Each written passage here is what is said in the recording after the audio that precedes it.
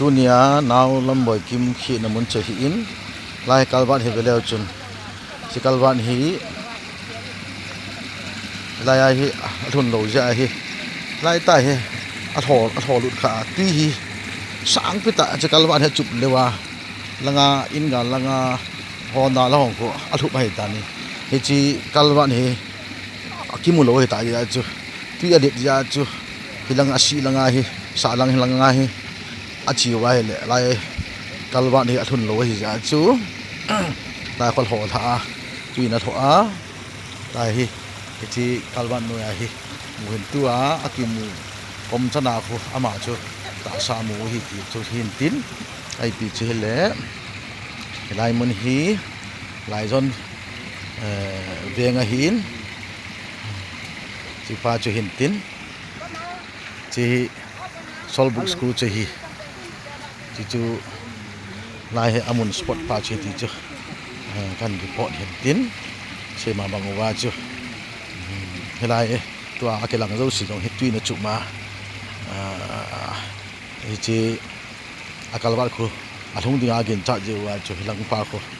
akal hola kha ja jo kalwat nu ya khu bana hai tho he ti chu kan se ti ve bo chi tui buông ấy chỉ là tui ở Lenin ha Lenin là Lenin trái gari ông thấy hi bo guys gari nó không thấy vào là tui aware phá nín na ai thấy là gari hi cả cháu không thấy hi bên lăng trong khẩn cái gì tui aware phá lệ gì chọn gari ông thấy phá lệ trên nuôi lăng hi na nó sát tên chỉ là à tông à hen nãy cái chút khảo lại nãy khi luôn nó lại nuôi lăng à putrung chỉ là tui cái hồ viên như tui lệ Scott ama ni rescue team mà để làm cái này gari hen kho hu rồi tên như thế này chỉ cần vẹt xả đều hết tui Lenin tui buông chút chỉ là dukan hồi không nasa tay na sushi thì sushi tay tôi apple hari bo wa tay thì na sam mong nghe gari khát tay so không thấy hi vô thì tôi buông nghe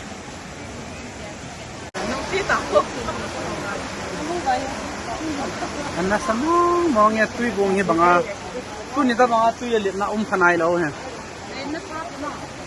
chỉ lang in khát là sushi đây tay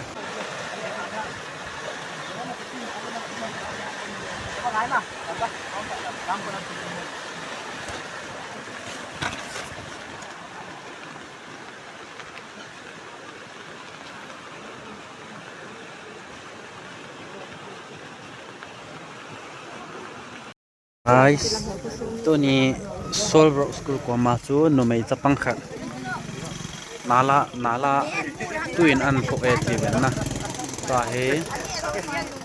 sai han jang le ya he ka chanu he mi ta me la ya he ya he along su kyang nga he